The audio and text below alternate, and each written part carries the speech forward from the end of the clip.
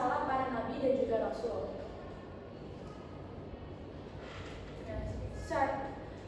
Secara etimologi atau bahasa, mukjizat itu berasal dari bahasa Arab, yakni dari kata dasar ajazan.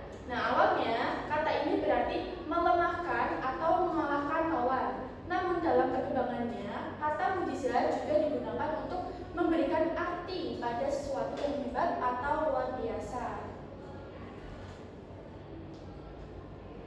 Nah, mukjizat ini adalah kejadian luar biasa yang diberikan Allah Subhanahu wa taala kepada para nabi dan rasul sebagai bukti kebenaran risalah yang mereka bawa.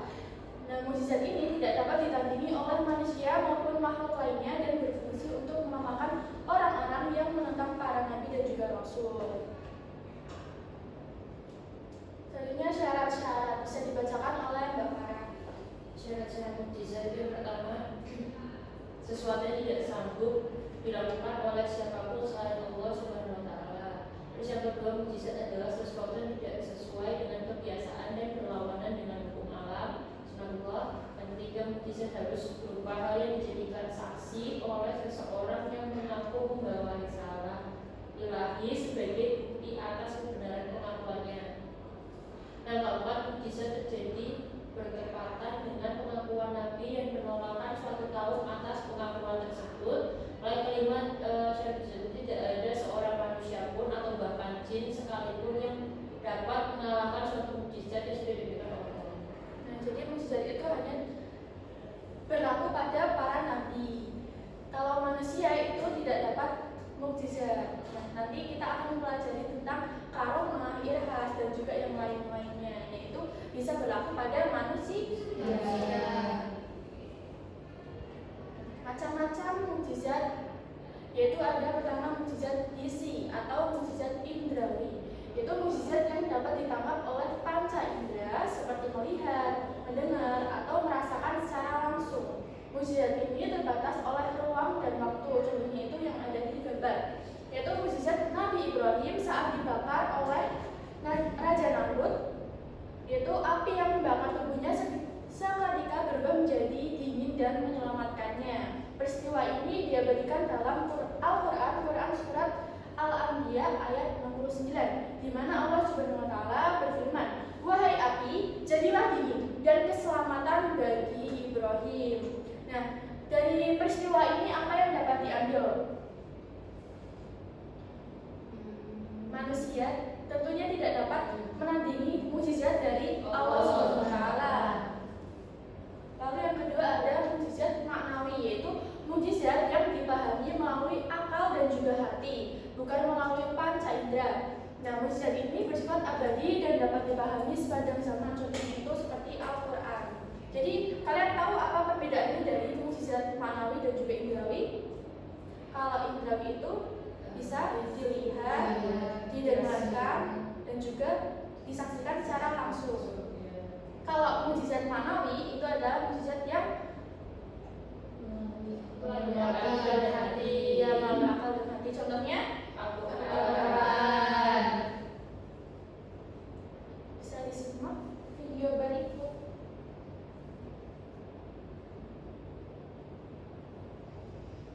Musa, kenapa sih mukjizat kita gak keren? Itu waktu lihat Musa membelah lautan, Ustaz. Nabi Isa menghidupkan orang mati, Ustaz. Lah, Nabi kita dapat buku. Nabi yang lain di dalam Islam, ataupun mungkin dalam agama yang lain, semua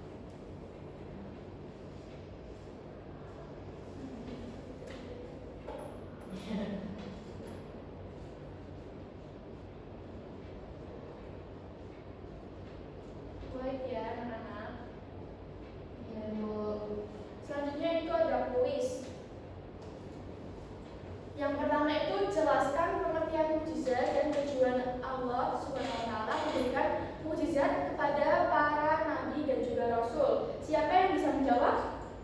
Ya, silakan Isna. Jelaskan pengertian mukjizat dan tujuan Allah Subhanahu wa taala ini memberikan mukjizat kepada para nabi dan rasul. Mukjizat yaitu luar biasa yang diberikan Allah Subhanahu wa taala kepada nabi dan rasul sebagai bukti kebenaran risalah yang mereka bawa. Ya, kita lihat jawabannya apakah benar. Ya, betul. Kejadian luar biasa yang diberikan oleh Allah kepada Nabi dan Rasul sebagai bukti kebenaran risalahnya. Lalu yang kedua itu sebutkan dan jelaskan dua macam mukjizat beserta contohnya. Siapa yang Saya mau jawab? Ya, silakan Mbak Fadila. Oke, sebutkan dan jelaskan dua macam mukjizat beserta contohnya. Dan jawabannya itu yang pertama ada mukjizat hissi atau indrawi, yang kedua ada mukjizat maknawi. Untuk mukjizat indrawi itu contohnya tongkat Nabi Musa bisa berubah menjadi ular. Sedangkan yang maknawi itu Al-Quran sebagai mukjizat Nabi Muhammad Shallallahu Alaihi Wasallam. Ya, kita lihat jawabannya. Betul ya? Ya. Lalu yang ketiga yaitu sebutkan 5 syarat suatu peristiwa dapat dikategorikan sebagai mukjizat. Siapa yang menjawab? Ya, silakan Mas Putri. Yang pertama yaitu sesuatu yang tidak mampu dilakukan oleh siapapun selain Allah. Kemudian yang kedua, mukjizat adalah sesuatu yang tidak sesuai dengan kebiasaan dan bertentangan dengan hukum alam atau sunatullah. Yang ketiga, mukjizat harus berupa hal yang dijadikan saksi oleh seseorang yang mengaku membawa risalah ilahi sebagai bukti atas kebenaran pengakuannya. Yang keempat, mukjizat terjadi bertepatan dengan pengakuan Nabi dan penolakan suatu kaum atas pengakuan tersebut. Dan yang kelima, tidak ada seorang manusia pun, bahkan jin sekalipun, yang dapat mengalahkan seorang mukjizat yang telah diberikan oleh Allah. Ya, betul sekali. Kita beri aplaus buat semuanya.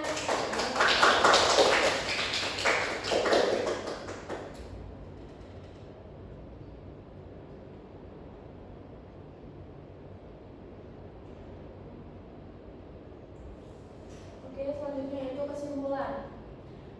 Coba disimpulkan bareng-bareng ya.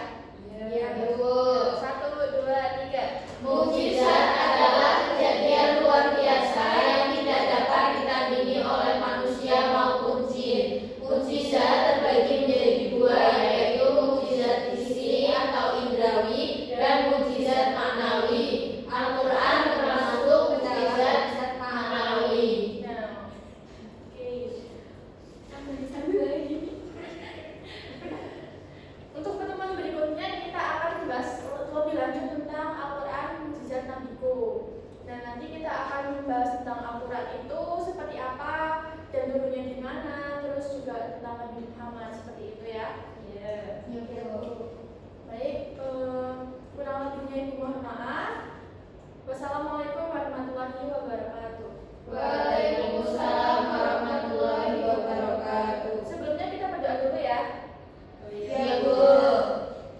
Bismillahirrahmanirrahim. Wal asri innal insana lafi khusrin illa alladziina aamanu wa 'amilus sholihati wa tawassaw bil haqqi wa tawassaw bis sabr.